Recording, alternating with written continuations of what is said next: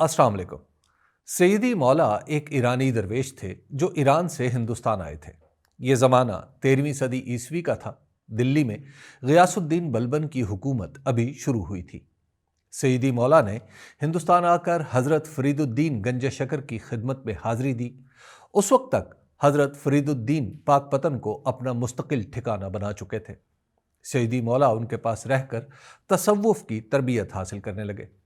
حضرت فرید الدین گنج شکر غیاث الدین بلبن کے داماد بھی تھے اور انہوں نے ہی غیاث الدین بلبن کو بادشاہ بننے کی خوشخبری سنائی تھی جب وہ سلاطین دہلی کے درباروں میں اپنا مقام بنا رہا تھا۔ سیدی مولا پاک پتن پہنچے تو حضرت گنج شکر عمر کے آخری حصے میں تھے۔ ان کی مستقبل شناسی تھی یا روحانی تصرف کہ رخصت کرتے ہوئے آن جناب نے سیدی مولا کو لوگوں کے ہجوم اور حکمرانوں سے دور رہنے کی نصیحت فرمائی اور کہا یہ دونوں تمہیں نقصان پہنچائیں گے۔ سیدی مولا رخصت ہو کر ہندوستان کی سیاحت کرتے ہوئے دلی آن پہنچے۔ سیدی مولا نے دلی پہنچ کر درویشوں کے لیے ایک خانقاہ قائم کی جس کے دروازے ہر کس و ناکس پر کھلے تھے۔ یہاں مسافروں، درویشوں اور فقیروں کے ٹھہرنے اور کھانے پینے کا بندوبست بلا کسی قیمت کیا جاتا تھا۔ اس زمانے میں کھانا کھلانا بہت بڑی سماجی خدمت تھی اور اہل تصوف عام لوگوں کو راہ راست پر لانے کے لیے یہی طریقہ اختیار کیا کرتے تھے۔ سیدی مولا کے جاری کردہ لنگر سے کھانا کھانے والوں کی تعداد بڑھتی چلی گئی۔ منتخب التواریخ کے مصنف ملا عبد القادر بدایونی کے مطابق ان کی خانقاہ میں روزانہ 100 من آٹے کی روٹیاں بنائی جاتی، 500 من گوشت پکایا جاتا اور 300 من شکر استعمال ہوتی۔ ان کی شہرت تھی کہ وہ کسی سے کوئی ہدیہ قبول نہیں کرتے۔ انہوں نے شادی کی تھی، نہ کوئی ملازم رکھا تھا۔ ان کا طرز زندگی بے حد سادہ تھا۔ وہ خود سادہ چاول کھاتے مگر مسافروں کی تواضع کی ہر ممکن کوشش کرتے۔ 5 وقت کی نماز پڑھتے، دیگر عبادات میں مشغول رہتے، البتہ جمعے کی نماز وہ باجماعت نہیں پڑھتے تھے۔ سیدی مولا کے بارے میں یہ بات بھی پھیل گئی کہ انہیں فن کیمیا آتا ہے، یعنی وہ خود ہی سونا بنا لیتے ہیں جسے فروخت کر کے خانقاہ کا انتظام چلتا ہے۔ خواجہ فرید الدین گنج شکر 1266 عیسوی میں غیاث الدین بلبن کے سلطان بننے کے چند ماہ بعد ہی وفات پا گئے۔ حضرت گنج شکر سے نسبت کے باعث غیاث الدین بلبن کے دور میں سیدی مولا کی خانقاہ سے کبھی کسی نے تعرض نہیں کیا۔ ان کی شہرت بڑھتی چلی گئی، ان کے گرد لوگوں کی تعداد مسلسل بڑھتی گئی، حتیٰ کہ بادشاہ کا بڑا بیٹا اور ولی عہد خانِ خانہ محمد خان بھی ان کا عقیدت مند ہو گیا۔ بدقسمتی سے یہ ایک جنگ میں مارا گیا اور اس کے بادشاہ بننے کی نوبت ہی نہ آئی۔ 1287 میں غیاث الدین بلبن کی وفات ہوئی تو دہلی کی سلطنت عدم استحکام کا شکار ہو گئی۔ بلبن جیسے سخت گیر اور مذہبی سلطان کے بعد اس کے 18 سالہ نواسے معز الدین کیقباد نے سلطنت سنبھالی اور شراب و شباب کا رسیہ ہو کر اپنی گرفت کھو بیٹھا۔ مسلسل عیاشی کی وجہ سے اسے لقوہ مار گیا اور اس کی بادشاہت برائے نام ہی رہ گئی۔ 3 سال اور چند ماہ کی بادشاہت کا اختتام یوں ہوا کہ 1290 عیسوی میں 70 سالہ جلال الدین خلجی نے دلی پر قبضہ کر کے کیقباد کے 4 سالہ بیٹے شمس الدین کیومراس کو بادشاہ بنا دیا اور خود اس کا نگہبان بن بیٹھا۔ صرف 5 مہینے بعد اس نے کیومراس کو بھی قتل کر ڈالا اور خود مکمل بادشاہ بن کر خلجی خاندان کی حکومت قائم کر دی۔ غیاث الدین بلبن کی وفات کے بعد بھی اس کے کئی امراء اور اراکین سلطنت سیدی مولا کے پاس اکٹھے ہوتے اور ان کے دسترخوان پر ہی کھانا کھاتے۔ دلچسپ بات ہے کہ جس طرح بلبن کا ولی عہد سیدی مولا کا ارادت مند تھا، بالکل اسی طرح جلال الدین خلجی کا ولی عہد بھی سیدی مولا کا مرید تھا۔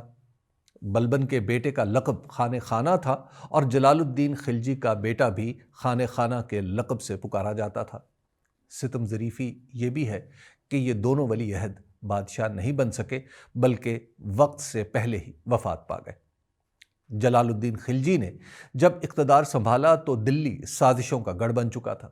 وہ خود بھی ان سازشوں کا حصہ رہا تھا، اس لیے اس نے اپنے سبھی مخالفین سے نمٹنا شروع کر دیا۔ اس کے بادشاہ بننے کے دوسرے سال ہی اس کے اپنے ساتھیوں نے بھی بغاوتیں شروع کر دیں، جنہیں غیاث الدین بلبن کے بعض امراء کی حمایت حاصل تھی۔ ان بغاوتوں پر قابو پا لینے کے بعد اسے اطلاع ملی کہ دلی میں غدر برپا ہونے کو ہے اور سیدی مولا اس ہماگیر بغاوت کے سرغنہ ہیں۔ اس وقت تک جلال الدین خلجی کا بڑا بیٹا انتقال کر چکا تھا۔ یوں سیدی مولا کا دفاع کرنے والا کوئی با اثر شخص دربار میں موجود نہیں رہا تھا۔ البتہ دلی کا قاضی جلال الدین تھا، جو ان کا ارادت مند بھی تھا۔ جب سیدی مولا کی متوقع بغاوت کی خبر ملی تو سلطان دلی سے باہر راجستھان میں تھا۔ یہ خبر ملتے ہی وہ منزل مارتا دلی پہنچا اور بھیس بدل کر خود سیدی مولا کی خانقاہ میں گیا۔ وہاں اس نے اپنی آنکھوں سے دیکھا کہ لوگوں کی بڑی تعداد سیدی مولا کی معتقد ہے۔ اس کے شبہات قوی ہو گئے۔ چنانچہ دوسرے دن ایک بڑی مجلس منعقد کی اور سیدی مولا کو ان کے معتقد امیروں اور دلی کے قاضی سمیت سب کو پابہ زنجیر حاضری کا حکم دیا۔ ان سب کو بڑی بے عزتی کے ساتھ دربار میں لایا گیا اور ان پر سلطنت سے دغا اور بغاوت کا الزام لگایا گیا۔ سلطان نے ہر ایک سے الگ الگ تحقیق کی، مگر اسے کوئی ثبوت نہیں ملا۔ سیدی مولا نے الزامات سے انکار کیا اور قسم بھی کھائی۔ قاضی جلال الدین کو بھی سلطان نے بہت اذیتیں دی، لیکن اس نے بھی الزام سے انکار کیا۔ سلطان نے انہیں بطور سزا دلی کے عہدہ قضا سے معزول کر کر بدایوں بھیج دیا۔ بادشاہ نے سیدی مولا کا امتحان لینے کے لیے نمرود کی طرح بہت سی آگ جلوائی اور ان کو ماں ساتھیوں کے اس آگ میں جھونک دینے کا حکم دیا۔ دربار میں چند حق گو علماء اس حکم کے آڑے آئے اور فتویٰ دیا کہ یہ شرعاً جائز نہیں، کیونکہ آگ ہر چیز کو جلا دیتی ہے۔ اس طرح کے امتحان کا کوئی اعتبار نہیں۔ اسی فتوے کی وجہ سے سلطان اس وحشیانہ حرکت سے باز رہا۔ اسی مجلس میں سید کے معتقد اکثر امیروں کو سزا دی اور بعضوں کو جلا وطن کر دیا۔ پھر سلطان نے خود سیدی مولا سے مباحثہ کیا اور سخت جرح کی۔ سید نے ہر بات کا معقول جواب دیا اور سلطان ان پر کسی شرعی الزام کو ثابت نہ کر سکا۔ جب سلطان کو کوئی دلیل نہ سوجھی تو اس نے بیزار ہو کر سرکاری قلندروں کے گروہ کے سردار کو مخاطب کر کے کہا کہ اے فقیر، اب تو ہی اس ظالم سے میرا انصاف لے۔ یہ سن کر ایک قلندر اچھل کر آیا۔ اس نے اپنے استرے سے سیدی مولا کی داڑھی اس طرح مونڈی کہ انہیں بہت سے زخم آئے۔ پھر بوریاں سینے والے سوئے ان کے جسم میں چبھوئے گئے۔ سیدی مولا زخمی ہوئے تو نئے ولی عہد شہزادہ ارکلی خان کے اشارے پر ایک فیل بان نے ہاتھی ان پر چھوڑ دیا۔ یوں بے گناہ سیدی مولا لوگوں کے ہجوم اور امراء کے قرب کی وجہ سے ہی اذیت ناک موت کا شکار ہوئے۔ عیسوی حساب سے سیدی مولا کی موت کا سال 1291 ہے۔ جس دن سیدی مولا کو شہید کیا گیا اس دن بڑی سخت سیاہ آندھی آئی۔ اس سال بارش بھی نہیں ہوئی اور ایسا قحط پڑا کہ دیہات اجڑ گئے۔ لوگ جوق در جوق شہر آ گئے۔ فاقوں کی تاب نہ لا کر 20-20 30-30 آدمی ہاتھوں میں ہاتھ دے کر دریائے جمنا میں خودکشی کرنے لگے۔ ان حادثوں سے لوگوں کو عام طور پر یقین ہو گیا کہ یہ سیدی مولا پر ہونے والے ظلم کا وبال ہے۔ تاریخ کی کتابوں میں فارسی کے 2 شعر بھی نقل کیے جاتے ہیں جو سیدی مولا اپنی موت سے 2 سال پہلے اکثر پڑھ کر ہنسا کرتے تھے۔ وہ 2 شعر یہ ہیں: در مطبخ عشق جز نکورا نہ کشند، لاغر صفتاں زشت خود را نہ کشند، گر عاشق صادقی ز کشتن مگریز، مردار بود ہر آنکے اورا نہ کشند۔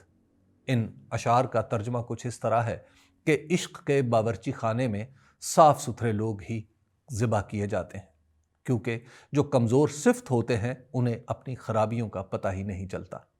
اگر تو عشق میں سچا ہے تو قتل ہو جانے سے نہ ڈر، یوں بھی جس کا ذبح نہیں کیا جائے گا وہ مردار ہو جائے گا۔ سیدی مولا کے قتل کے 4 سال بعد جلال الدین خلجی اپنے بھتیجے علاؤالدین خلجی کے ہاتھوں قتل ہوا۔ علاؤالدین خلجی نے سلطنت پر قبضہ کر کے ارکلی خان کو اندھا کروا کر اس کے دونوں بیٹوں کو بھی قتل کر دیا۔ شکریہ۔